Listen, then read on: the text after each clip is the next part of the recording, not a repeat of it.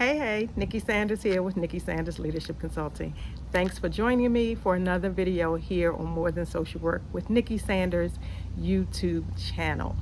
This is part one of a video series that I want to share that is going to be focused on two things. Me and my social work career. I am my own case study.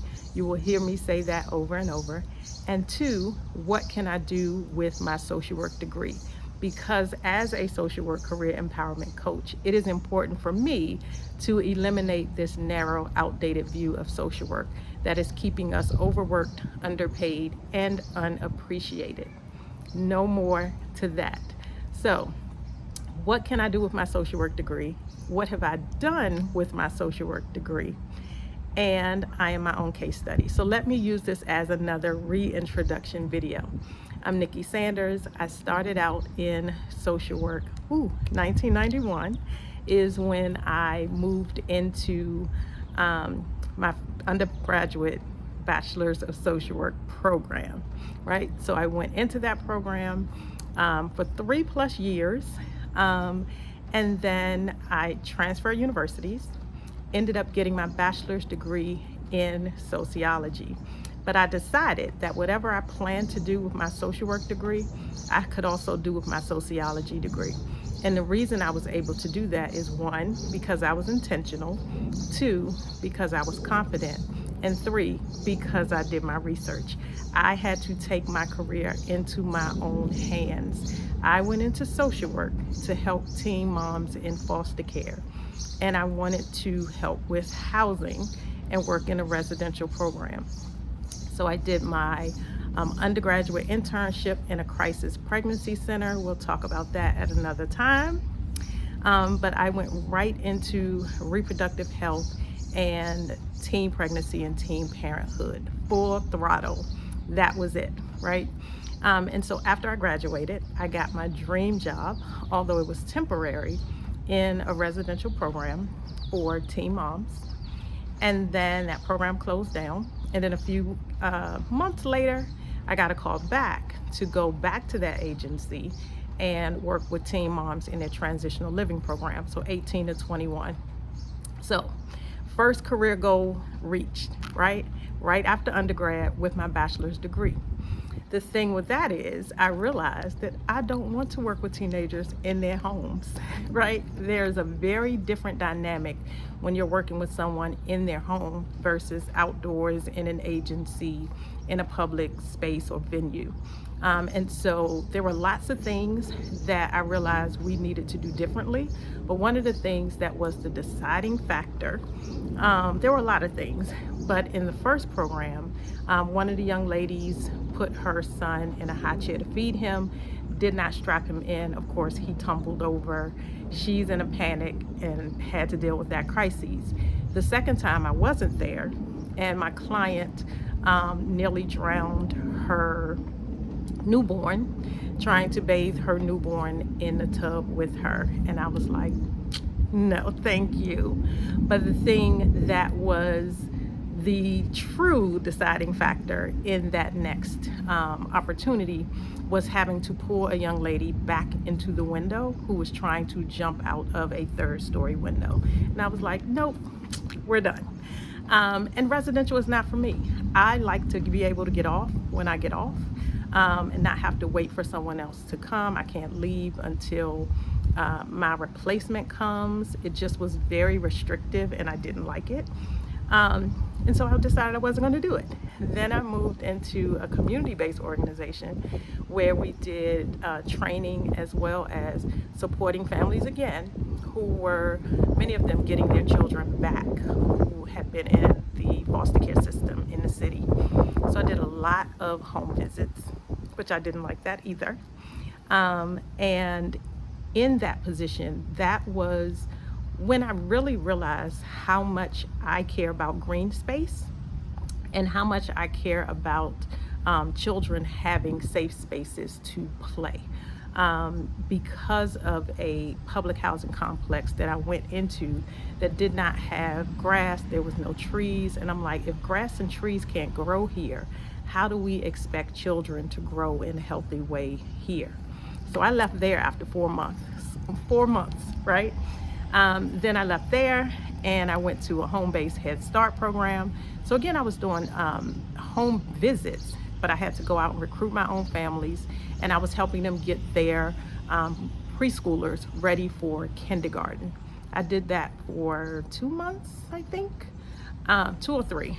And then I moved into a site coordinator and a program case manager role. And I was in that role for 7 years. But what's important there is that in that 1 year span, I have 4 jobs. So when I say define social work career success on your own terms, when I say I am my own case study and you don't have to stay in a position that doesn't work for you, I had 4 jobs in a 12-month period with just a bachelor's degree. In that 7 years in that position, it was a very entrepreneurial position. As the site coordinator, as a case manager over an elementary and a middle school, I did the programming, I did case management. That's when I decided to go back and get my master's degree after working very closely with my coworker, brilliant social workers doing therapy.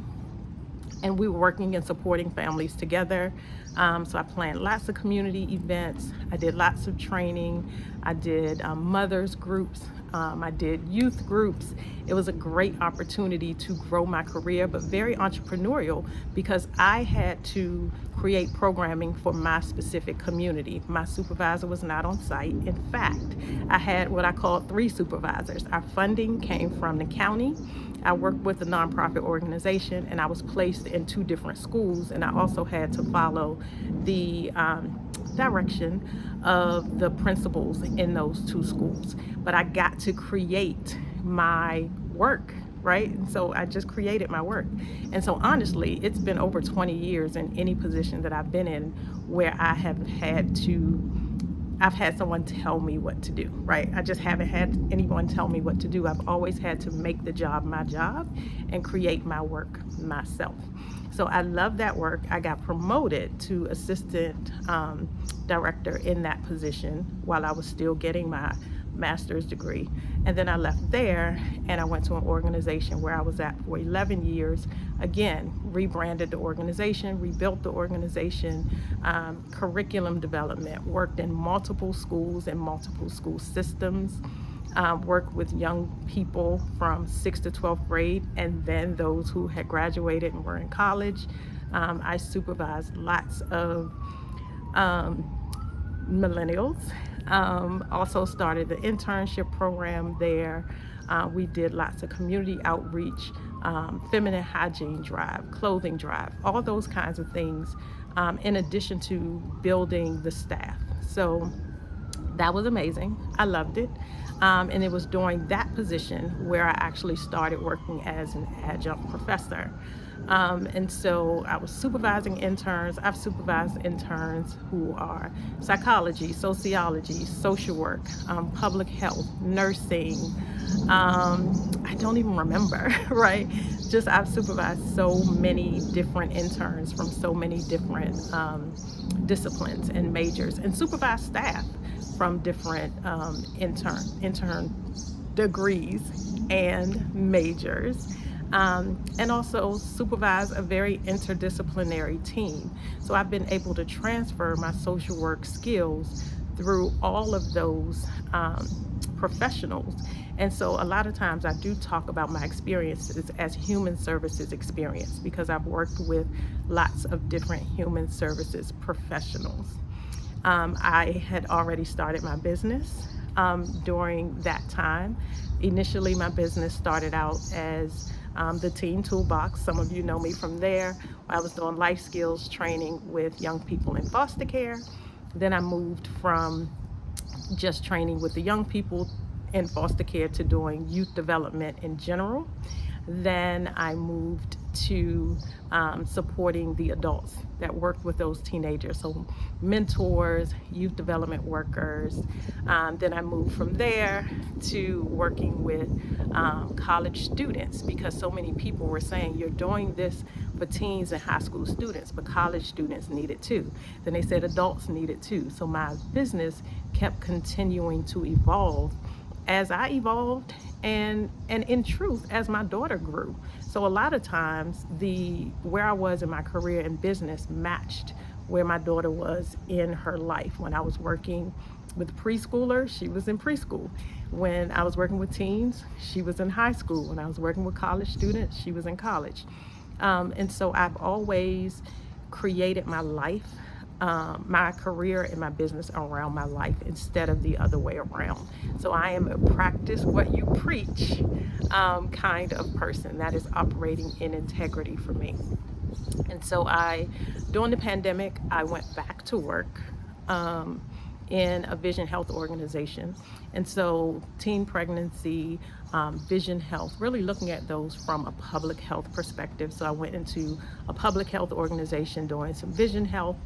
And then again, moved to a different higher education institution, working with their public health department and their interns, working with a local nonprofit organization that serves the environment and the community, managing their internship program, high school and college, working with teens outdoors on a farm, not just teens and college students, outdoors on a farm, doing outdoor activities. So when I talk about public health, when I talk about these transferable skills, when I talk about green social work, my students in my classes have had to do projects and assignments related to period poverty in my social problems class.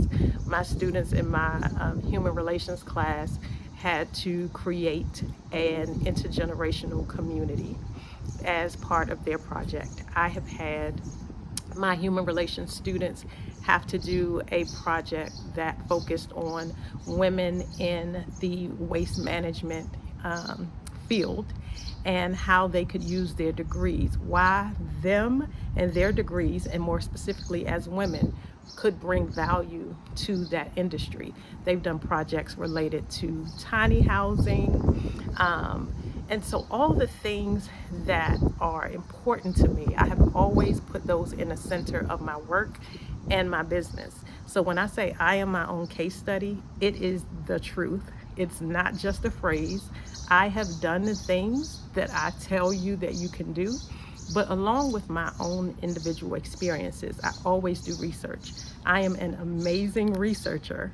And so from an academic standpoint, and if we want to talk about just independent study and independent research and just learning, sometimes I feel like a Jill of all trades because I have so many things like in my brain that I just read and research the things that are interesting to me.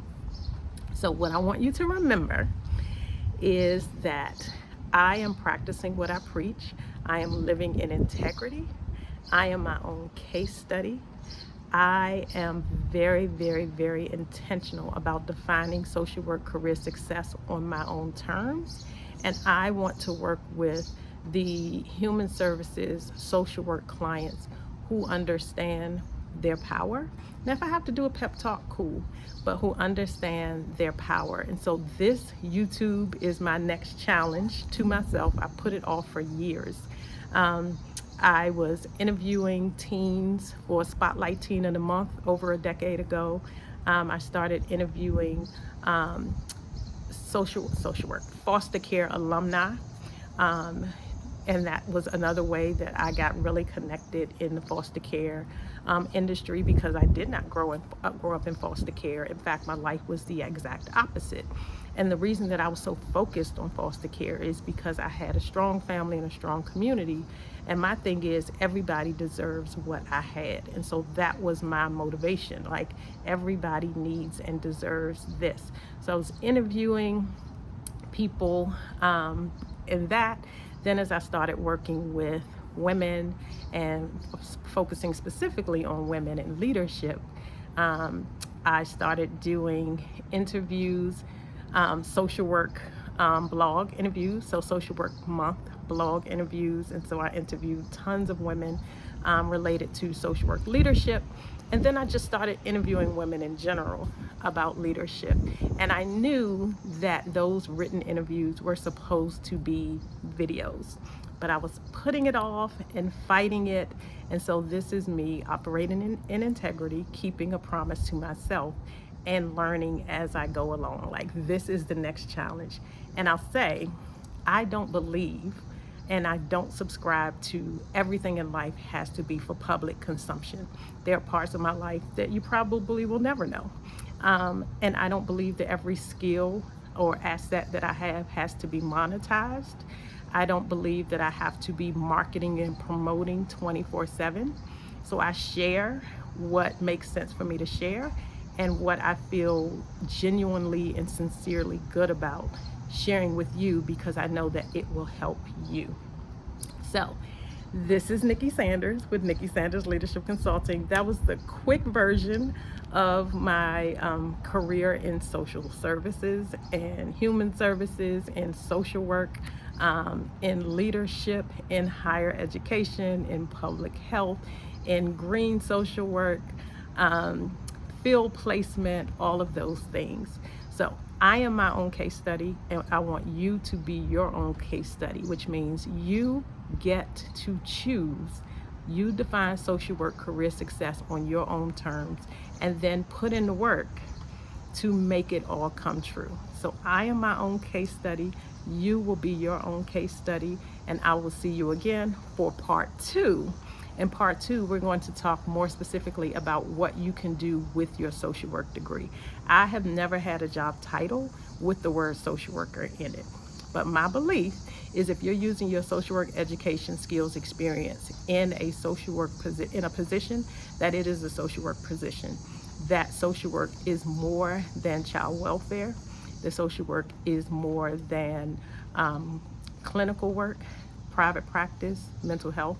That social work is more than medical or school social work. So we are eliminating the narrow, outdated view of social work, one video at a time. Thanks for watching. Please like, comment, share. Join me back here for the next video in this series. This is Nikki Sanders with Nikki Sanders Leadership Consulting. Find me here on YouTube at Nikki Sanders MSW, More Than Social Work with Nikki Sanders. On LinkedIn at Nikki Sanders MSW. Go check out the post that is getting lots of comments and reshares and attention right now about what you can do with your social work degree. And you can find me on Instagram and Facebook at Nikki Sanders CEO. So I'll see you back here for our next video. Thanks for joining me. Bye.